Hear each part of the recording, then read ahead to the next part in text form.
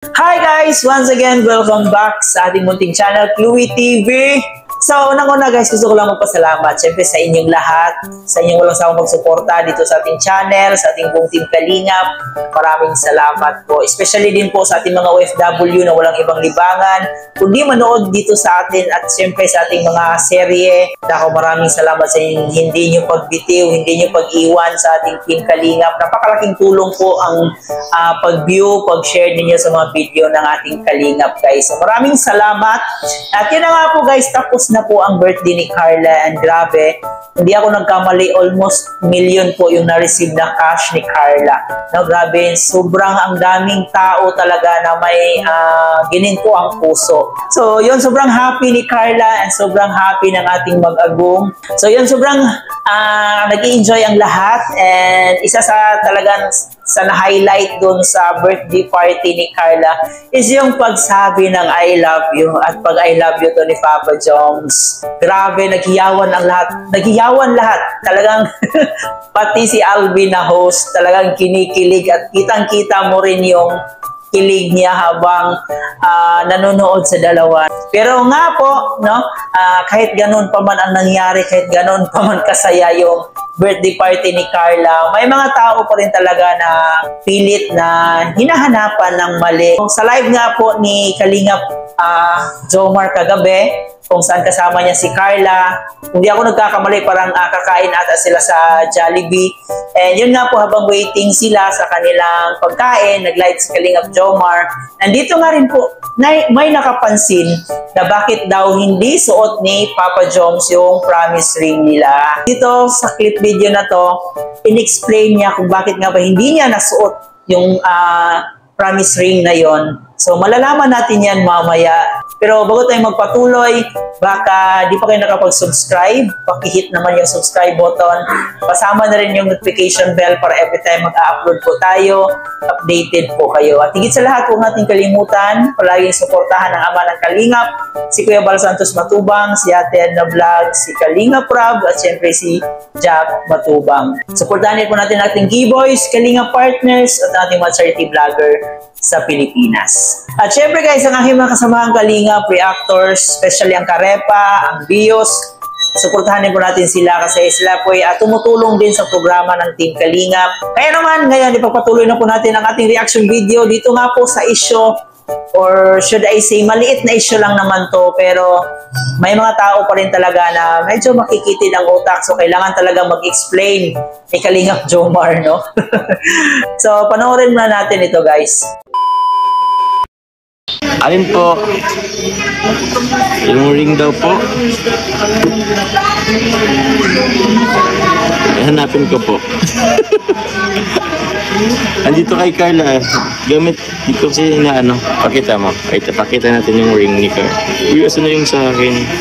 Suot po ni Carla, yung sa akin po hindi. Wala akong suot na sing. Andito po kay Carla. Ayan po. Ako po wala akong suot. Hindi po kasi ako ano pong paggabi na po. O yung mga ano po kasi, yung mga sing-sing or ano po. Oh, ano po, tawag yan. I'm not all the time po, hindi po ako nagsusuot ng mga ano po.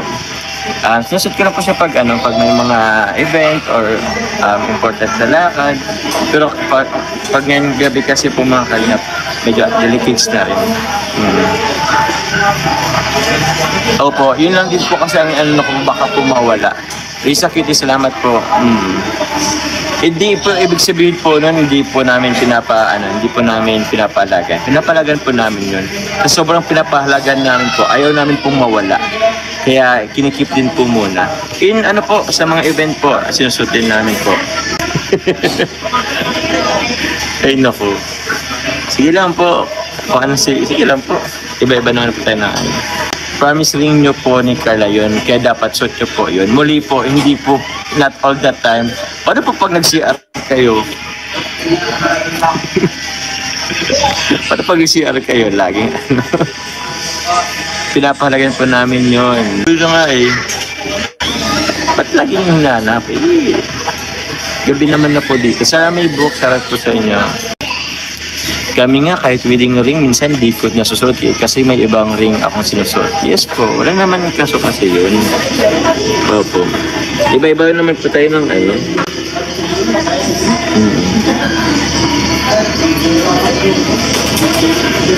Dahil sa kakahanap nyo sa promise ring, mabash na naman si Ken. Ay sige, okay lang po. Sanay na po tayo dyan. Almusal, merienda, hapunan. Yan. Bashing po ang natatanggap natin. Sanay na po tayo dyan. Yun.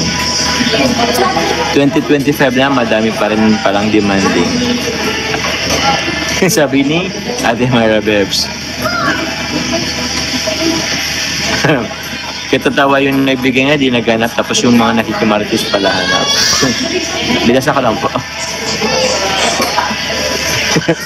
Sabi ni QWCM, nakakaloka yung iba. Subukan nyo magsuot ng diamond sa right Quiapo at Busula. Baka pag uwi nyo, kulang na daliri nyo. Diba? Oo.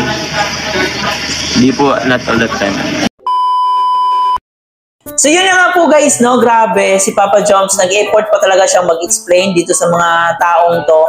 Ayun, nakapag-explain nga siya kung bakit nga ba hindi niya suot ang promise ring nila Carla. No, unang-una, huwag po nating i-generalize lahat ng tao kasi hindi po lahat ng tao mahilig magsuot ng mga gold. No, especially yung promise ring nila, may diamond pa, so mamahalin talaga yan. And alam naman natin na si Papa Joms, si Kalingap Jomar, isang charity vlogger, so kung saan-saan siya nakakarating, kung sino-sino yung mga taong nakakausap niya. So malay ba natin na yung taong makakausap niya is masamang tao pala yun, no? May balak pala. Napakadelikado po talaga na kung saan-saan ka na pumupunta, suot-suot mo yung mamahaling promise ring na yun. Sabi nga niya dito, hindi siya nagsusuot, especially pag gabi na, kasi yun, napakadelikado, and may mga tao rin na hindi talaga fan magsuot ng jewelry. So, yung pinakita niya, yung promise ring ni Carla, na suot-suot ni Carla, and pinakita rin niya yung kamay niya na wala talagang ka-ring-ring yung kamay niya. So, ibig sabihin, hindi po talaga siya fan magsuot ng mga jewelry. At sabi nga naman niya dito na isusuot lang niya pag occasion, no? Pag importanteng lakad, yun po kagustuhan niya. So, wag na po nating pilitin at wag na po nating hanapan pa ng pagkakamali yung isang tao kasi iba-iba po ang personality ng tao. So, wag po nating i-generalize kasi yun na nga po, hindi po lahat pare-pareho. So, yun, masaya naman silang magkasama, masaya silang kumakain doon sa Jollibee. And kitang-kita mo na nag-i-enjoy talaga ang dalawa. And kitang-kita rin natin na napaka-komportable na nila sa isa't isa. So, tunay na mag-agum na nga ang nakita natin dito sa Jomcar. So, masaya po tayo. Yun lang po yung tangi nating magagawa ang pagsuporta sa kanila. So, wag na lang po tayong magiging demanding. Wag na lang po tayong magiging fault finder dito sa dalawa kasi buhay nila yan. No? Hindi tayo, wala tayong karapatan diktahan kung ano yung gusto nilang gawin. Na ganito dapat isuot mo, ganyan dapat palagi nakasuot yung promise ring na yan. So, wag po tayong ganon. So, respeto po natin yung kagustuhan ni Papa Joms. And si Carla nga na siya yung partner ni Papa Joms, hindi nga niya hinahanapan si Kalingap Jomar kung saan yung promise ring nila. So, how much more pa kaya tayo na wala tayong ambag.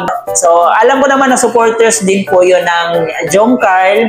Lahat naman tayo minsan naku-curious pero dapat bigyan natin ng limitasyon yung mga nasa isip natin, no? Kung ito ba'y karapat-dapat pa nating sabihin or hindi na, suportahan na lang po natin ang ating mag-ago. So, yun lang po ang ating reaction video sa araw na to. Sana ay nag-enjoy kayo. Kung kayo ang tatanungin, so ano yung opinion nyo patungkol dito sa issue na to, yung hindi pagsuot ni Papa Joms sa kanyang promise ring? Comment nyo dyan sa ating comment section. Bago ko tapusin, huwag kalimutan mag-like and share at mag-subscribe na rin po kayo. Ito nga po pala si Chloe TV. Thank you for watching.